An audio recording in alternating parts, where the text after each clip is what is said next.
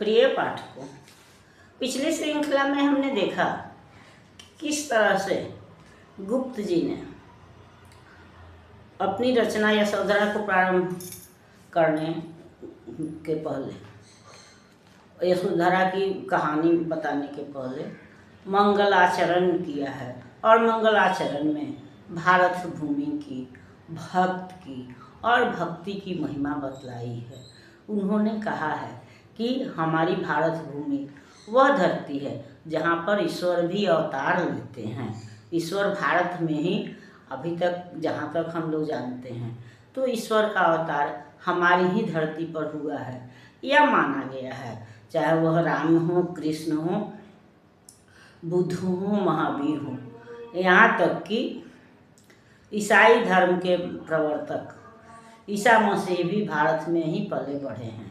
तो यह हमारे भारत भूमि की महिमा है। तो इसलिए वह कह रहे हैं कि अब मुझे और क्या चाहिए। हम तो, हे भगवान, नीरज नाभ जिसके कमल नाभि में कमल हो, यानी कि भगवान विष्णु, तो वह कहते हैं कि हे प्रभु, हम आपसे और क्या मांगें, आप मुझे इस भारत भूमि पर ही जन्म दीजिए, या हम यहाँ पर जन्म लिए हैं, हमारे लिए तो यही बहुत बड़ी बात है कि हम इस भारत या इस देश के वासी हैं। यहाँ पर हमारा जन्म हुआ है, जहाँ पर कि भगवान भी जन्म लेते हैं।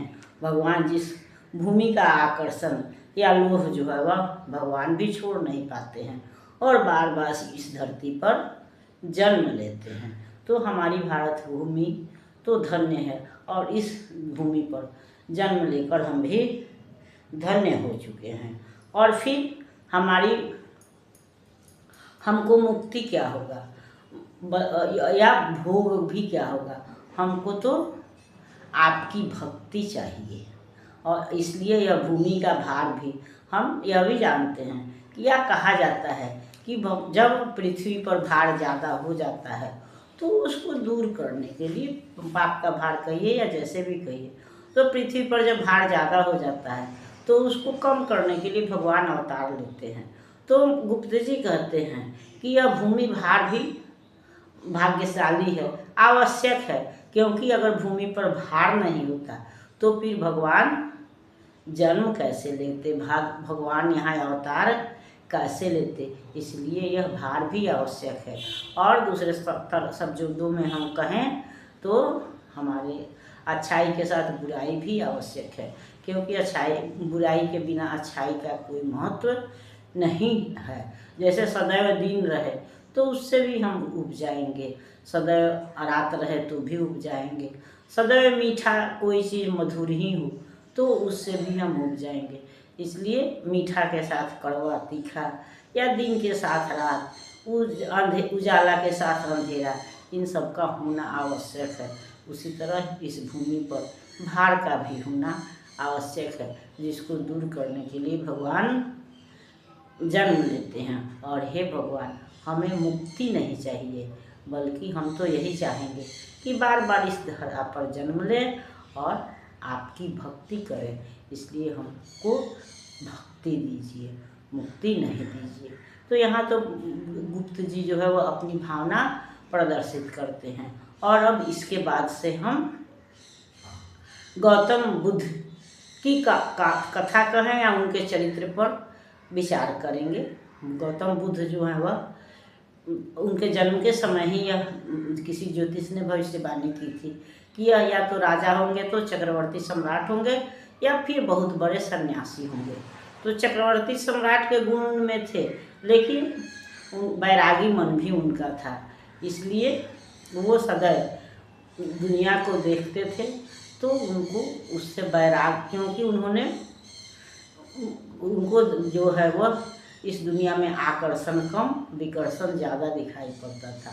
और यही कारण है कि ज्योतिष की आज्ञा के अनुसार, भविष्यवाणी के अनुसार शुद्धोधन जो है उनको सभी दुखों से दूर रखते हैं, लेकिन उसके बाद भी उनको वृद्ध व्यक्ति, रोगी व्यक्ति या 100 का, फिर सन्यासी का दर्शन हो जाता है।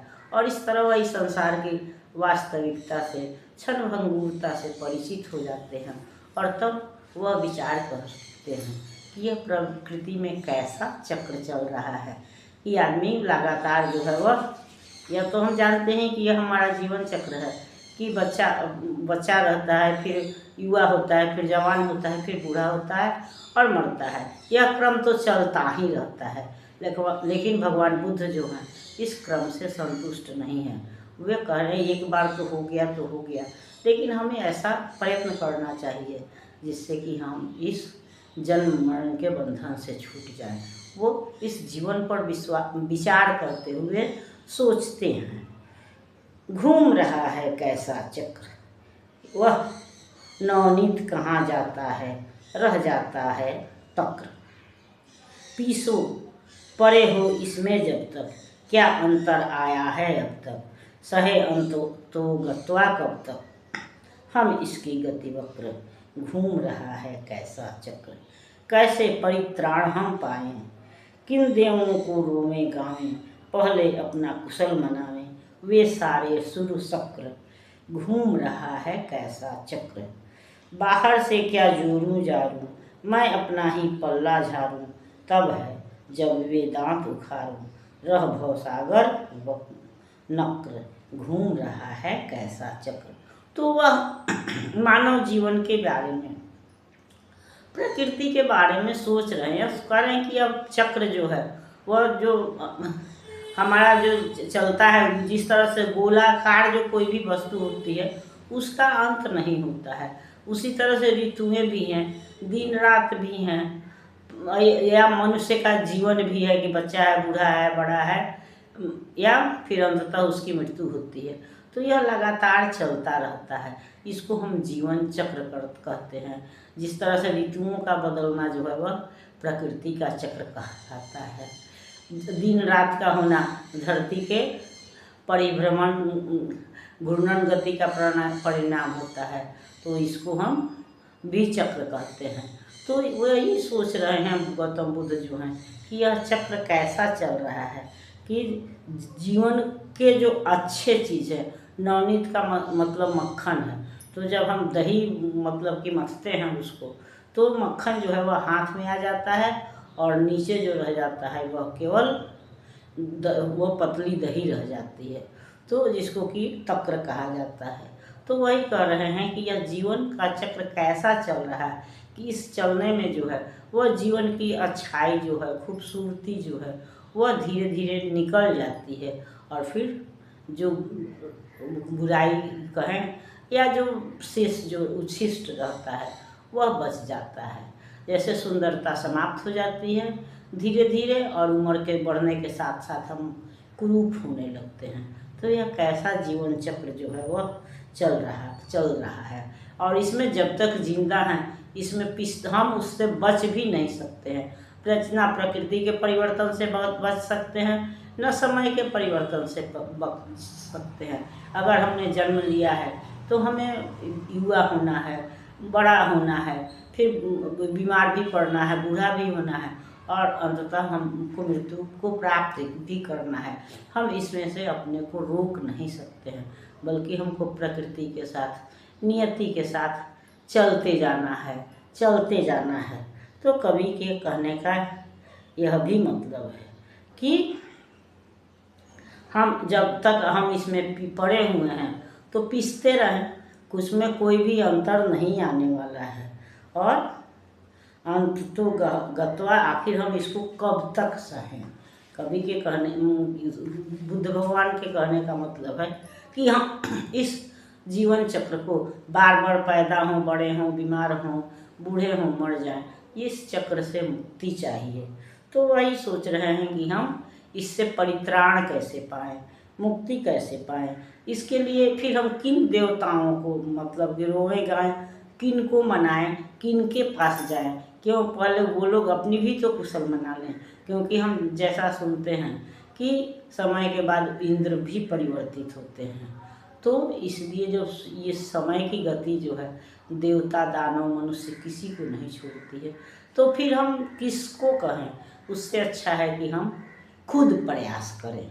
पहले अपना पल्ला झाड़ने का मतलब तो हालांकि बच जाना है, लेकिन यहाँ कहने का मतलब है कि पहले हम खुद ही, इससे अच्छा है कि हम खुद प्रयास करें कि इस जीवन आवागमन के चक्कर से हम बच जाएं या मुक्ति पा जाएं। एक बार जन्म ले लिया तो ठीक है, लेकिन हम कुछ ऐसा करें जिससे कि पुनः हमें इस दुनिया में नहीं आना पड़े। और वह इसी पर विचार करते हैं, या फिर वही यशोधरा के लिए भी सोचते हैं कि क्या एक दिन वो बोलते हैं कि आज मैंने बुढ़ापा को देखा, और तब वह सोचते हैं कि क्या एक दिन मेरी यशोधरा भी ऐसी ही हो जाएगी। जबकि यशोधरा विश्व सुंदरी थी, खूबसूरत औरत थी, लेकिन हम चाहे जितने खूबसूरत हों, जितने महान हों, लेकिन बुढ़ापा और बीमारी जो होती है वह बड़े बड़े लोगों को भी कमज़ोर कर देती है, कुरूप कर देती है। और भगवान बुद्ध जो है इसी पर विचार करते हैं, या यह देख करके ही उनको इस संसार से, सांसारिक जीवन से वितृष्णा होती है और वह अंततः घर छोड़ते हैं। इस पर हम अगली श्रृंखला में विचार करेंगे।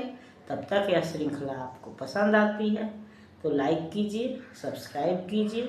मिलते हैं अगली श्रृंखला में, तब तक के लिए धन्यवाद।